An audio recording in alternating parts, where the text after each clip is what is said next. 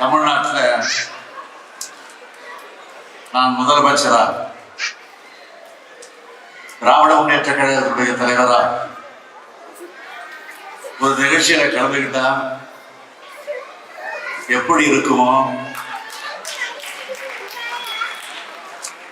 அது மாதிரி கூட சொல்ல மாட்டேன், அதை விட அதிகமான அளவுக்கு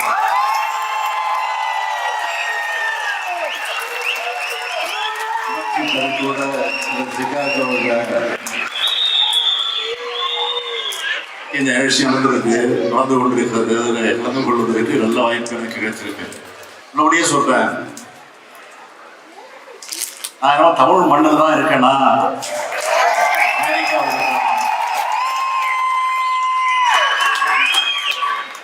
ஆனா தமிழ் மண்ணில் இருக்கக்கூடிய உணர்வை இந்த நிகழ்ச்சியின் மூலமாக நான் பெறுகிறேன். உங்களில் ஒருவனா, உங்க குடும்பங்களில் ஒருவனா நான் என்னுடைய இதயபூர்வமான நன்றியை மீண்டும் மீண்டும் உங்களுக்கு எல்லாம் நான் தெரிவித்துக் கொள்கிறேன். நான் தமிழ்நாட்டோட முதலமைச்சராக பொறுப்பேற்ற பிறகு தொழில்துறையில முதலீடுகளை இருப்பதற்காக ஐக்கிய அரபு அமீரகம், ஜப்பான், சிங்கப்பூர், ஸ்பெயின் ஆகிய நாடுகளுக்கு சென்று அதற்கு பிறகு இப்பொழுது லேட்டா அமெரிக்காவுக்கு வந்திருக்கிறார். லேட்டா வந்தாலும் வரவேற்பு லேட்டஸ்டா இருக்கு.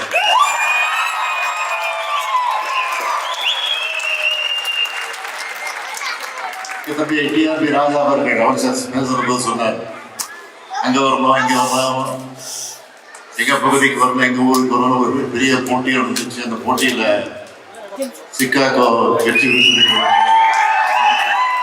வெற்றி பெற்றிருக்கக்கூடிய சிக்காகோவுக்கு உங்களை எல்லாம் சந்திப்பதில் நான் மிகுந்த மகிழ்ச்சி அடைகிறேன். இதே சிக்காகோவுக்கு நம்முடைய தமிழக தலைவர் முத்தமிழர் கலைஞர் அவர்கள்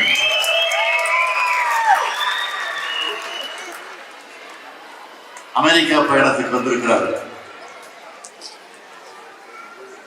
நான் இந்த நிகழ்ச்சிக்கு வருவதாக ஒப்புதலை தந்த பிறகு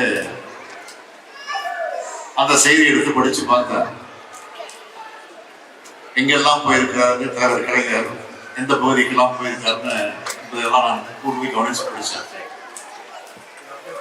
1971 நவம்பர் மாதம் 8ஆம் நாள் வாஷிங்டனுக்கு வந்த தலைவர் கலைஞர் அவர்கள் பல்வேறு இடங்களை பார்வையிட்டிருக்கிறார். அதுல குறிப்பா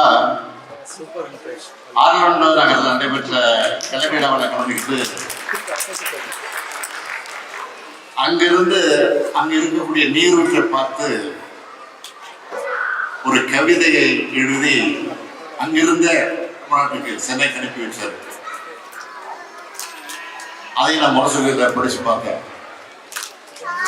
அதுல சொல்லியிருக்காரு கவிதையில, ஆர்லாந்தோ எனும் நகரில் அரியதோர் ஏரியில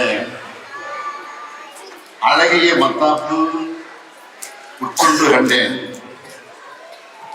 ஒளிவிளக்கு போடுகின்ற காலத்திற்கு ஒரு லயம் சகாமல் ஆடுகின்ற நீரூற்று ஆட்டக்காரி நாட்டியத்தின் நேர்த்தி என்ன சொல்வேன் அப்படின்னு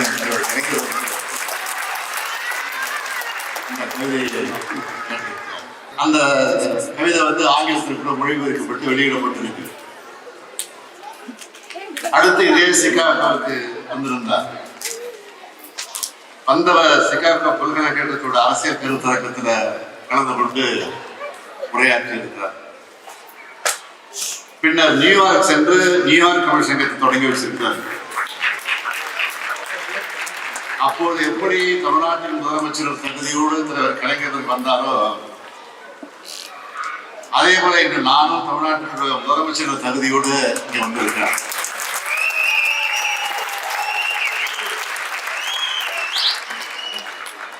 நம்ம திராவிட மாடல் அரசு அமைஞ்ச பிறகு தமிழ்நாடு எப்படியெல்லாம் முன்னேற்றம் அடைஞ்சிருக்குன்னு இங்கிருந்து தமிழ்நாட்டில் இருக்கக்கூடிய உங்க உறவுகிட்ட நிச்சயமா நீங்க கேட்டிருப்பீங்க, செய்திகளை படிச்சிருப்பீங்க. எப்படி இருக்கு? எப்படி இருக்கு பொருளையும் கேட்கிறேன்.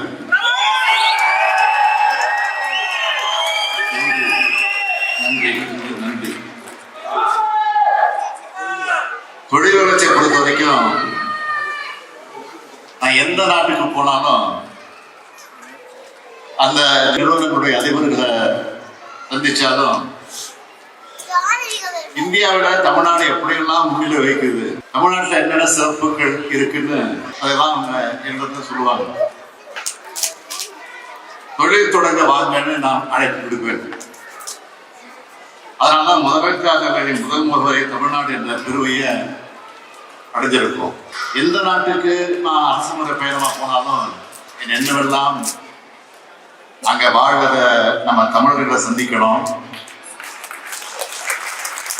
அங்க இருக்கிற தமிழ் அமைப்புகளை சந்திக்கணும்னா எனக்கு மனசு இருக்கும். அப்படி நான் பல்வேறு நாடுகளுக்கு சென்று தமிழர்களை சந்திச்சிருந்தாலும் தமிழ்நாட்டு மக்கள் அதிகமாக புலம்பெயர்ந்து வாழ்கிற நாடான இந்த அமெரிக்காவோட உங்க முகங்களை பார்க்கும்போது மீண்டும் சொல்லுகிறேன், பேசாம அப்படியே நின்றுட்டு உங்களெல்லாம் பார்த்துக்கிட்டே இருக்கணும்.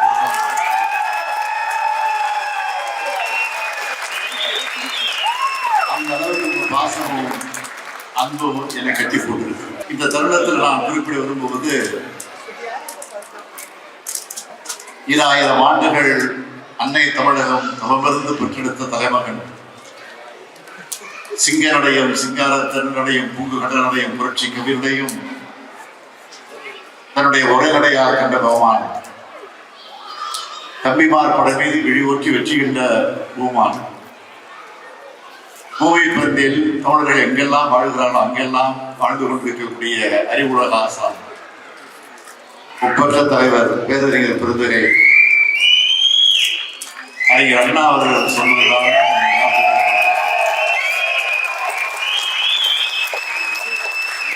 அண்ணா அடிக்கடி சொல்வார், அனைவரும் பிறக்க ஒரு தாய் வயிறு தாங்காது என்ற காரணத்தால் தான் தனித்தனி தாயுடைய வயிற்றிலே பிறந்த அன்பு உடன்பிறப்புகள் நாம் என்று சொல்வார். நாமெல்லாம் தனித்தனி தாயுடைய வயிற்றிலே பிறந்திருந்தாலும் நாம் எல்லாருக்கும் இந்த உறவை பாசத்தை ஊட்டிய ஒரு தாய் இருக்கிறார். அவர்தான் தமிழ் தாய்.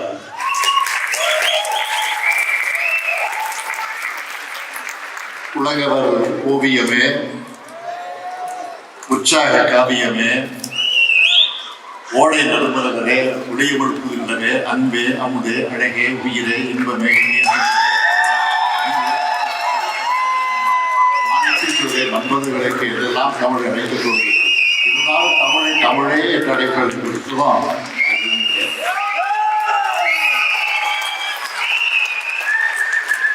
அந்த தமிழ் தாயோட குழந்தைகள் நாம் என்பதுதான் நம்முடைய பெரும் அடையாளமாக இருக்கிறது. பாதகம் செய்பவரை கண்டால் நாம் பயங்கொள்ளலாகாது பாப்பா, மோதி மிதித்து விடு பாப்பா, அவர் முகத்தில் உமிழ்ந்து விடு பாப்பா. அண்மை செய்திகளை உடனுக்குடன் தெரிந்து கொள்ள இணைந்திருங்கள் இயம்நாடு தொலைக்காட்சியுடன்.